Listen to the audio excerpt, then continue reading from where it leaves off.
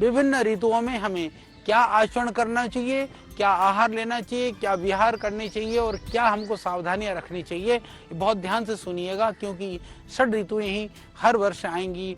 उन ऋतुओं के हिसाब से यदि हम व्यवहार करेंगे, हमको उससे पूरा लाभ होगा। हमारा स्वस्थ रहेगा शरीर, रहेगा निरोग शरीर, हम विविध तरह के रोगों को ठीक कर पाएंगे, विविध तरह के व्याधियों से बच पाएंगे। ये बहुत ही जरूरी है। तो इसीलिए हमारे शरीर पर खान पान के अलावा एक तो जो प्रभाव पड़ता है, जैसा हमने खाया है उसका प्रभाव शरीर पर पड़ता है।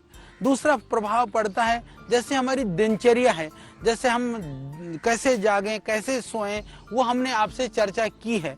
तो तीसरा प्रभाव पड़ता है ऋतुओं का, किस तरह का बाहर का वातावरण है, किस तरह का जल है, वायु है, सर्दी है, गर्मी है, उसके हिसाब से भी हमारे शरीर में दोष की वृद्धि होती है, दोष का क्षरण भी होता है। यानी हमारे शरीर पर खान पान के अलावा यदि कोई प्रभाव डालता है तो वो ऋतुओं के द्वारा या जलवायु के द्वारा प्रभाव पड़ता है।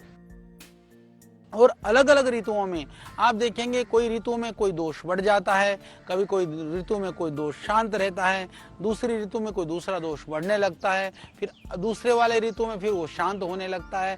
तो यानी कि इस तरह से हम बात करें तो स्वस्थ रहने के लिए, आदमी के स्वास्थ्य के लिए इन ऋतुओं का बहुत ही गहरा संबंध है। इसीलिए आयुर्वेद के अंदर, ये आयुर्वेद शास्त्र ही एक ऐसा शास्त्र है, किसी पैथी में संभवतः प्रकृति को लेकर के, पर्यावरण को लेकर के, उस पर्यावरण से होने वाले शरीर के प्रभाव को लेकर के इतने बृहद और विशद चर्चा संभवतः कहीं ही की गई हो। तो ये आयुर्वेद के अंदर किया गया है। लोगों को, बहुत कम लोगों को पता है, पर ये आयुर्वेद के अनेक ग्रंथों में, अनेक शास्त्रों में, अनेक स्थानों में उल्लेख किया गया है। उसको हम एक जगह पर संग्रहित करके सरल और सुगम और ग्राह्य रूप में आपको बताने का प्रयास कर रहे हैं। इसीलिए जरूर आप इसको ग्रहण करिए, इसके द्वारा आपको बहुत लाभ होगा।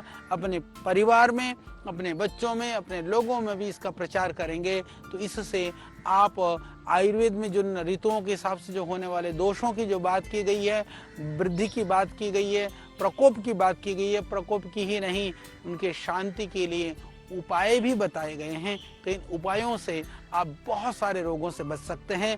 तो अलग अलग ऋतुओं के लिए अलग अलग प्रकार के खान पान, अलग अलग तरह के रहन सहन, और उसका रहन सहन मतलब जो आहार विहार है उसका उल्लेख किया है। और इतना ही नहीं, हमारे यहाँ क्योंकि देश का जो हिमालय श्रृंखला से लेकर समुद्र तक अलग अलग ऋतुओं में भी अलग अलग मौसम रहता है, अलग अलग यहाँ पर टेम्परेचर रहता है, अलग अलग स्थितियाँ रहती हैं, उसके लिए भी इस ऋतु के अनुसार, आहार विहार के अनुसार आप आहार अपनाने से बहुत तरह के रोगों से बच सकते हैं। इससे आपके स्वास्थ्य की रक्षा होती है।